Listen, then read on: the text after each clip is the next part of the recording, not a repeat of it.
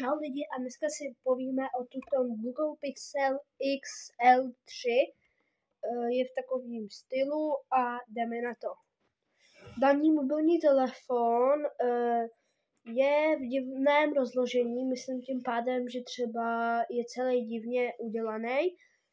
K srovnání si vezmeme, tak mám k tomu tedy srovnání, máme Samsung, já mám Vivo, no ten taky bude obzor na mém kanálu.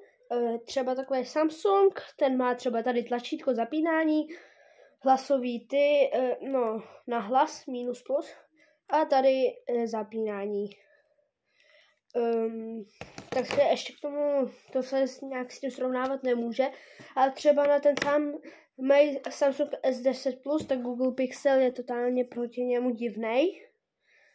Vzadu. Takovej, mi se líbí to oformlení, že tady je to lesklý, tady je to matný. U Samsungu je to celý lesklý, tady má nahoře pro SIM karty a tak dále. Klasicky to mají mobily nahoře nebo z boku, jako u iPhoneu. Takže a teď k tomu Google Pixelu, tak má tady vzadu, tak máme kameru, potom tady máme nějaký, nevím, laser nebo co, a máme 2 LED diody, tady v tom kroužku jsou 2.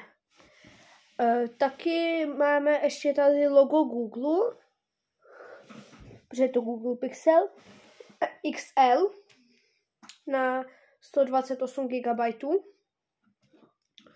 a otisk prstu. Taky je to tady matný, tady lesklý. Takhle z boku, tak tady máme, tady nic nemáme. Dole, což je divné, klasicky tady mají mobily, reproduktory, i můj Vivo, ale jak vidíme, tak tady nic není, kromě napájení USB-C. Tady z boku tak máme taky zase divné, že tlačítko zapínání je nahoře a ne dole, jako to má klasicky třeba Samsung, že on to má tady dole zapínání, tady nahoře, a tu tak ten zapínání má tady vůbec z boku. Ale přijde mi to divné, že je to tady takhle z boku a tady je dolejší hlasový čudlík. Takže nahoře tak máme jenom mikrofon a potom prázdno. Tak vepředu tak máme LED display, tady takový výřez pro kameru. Takové jako u iPhoneu 14 nebo 13. U iPhoneu 14 tak jenom u 14, ne pro Max, Pro a tak dále, protože ty už mají takovej ten ostrůvek. Když ho máme takhle zhaslý, tak takhle prostě svítí. Když zavřeme rukou, tak by to mělo zhasnout. Tak, a teď se asi zeptáte, odkud vychází zvuk, když dole nemáme reproduktory nikde. Vychází to tady vepředu z takových reproduktorů. No, takže ještě k tomu, jak jsem říkal, LED display. Tady nahoře ty rámky nejsou docela velký, ale když si vezmeme zase kryt, zase od značky Spigen, protože já jsem dneska ještě natáčel obzor na Samsung, který mám taky od značky Spigen. Tak, když se ho do toho mobilní telefon vložíme, tak už ty rámičky jsou větší. Taky máme tady docela slabší baterku, má podle mě, má 4000 mAh, no nevím, jestli je to dobrý nebo ne, protože klasické mobily mají 5-6.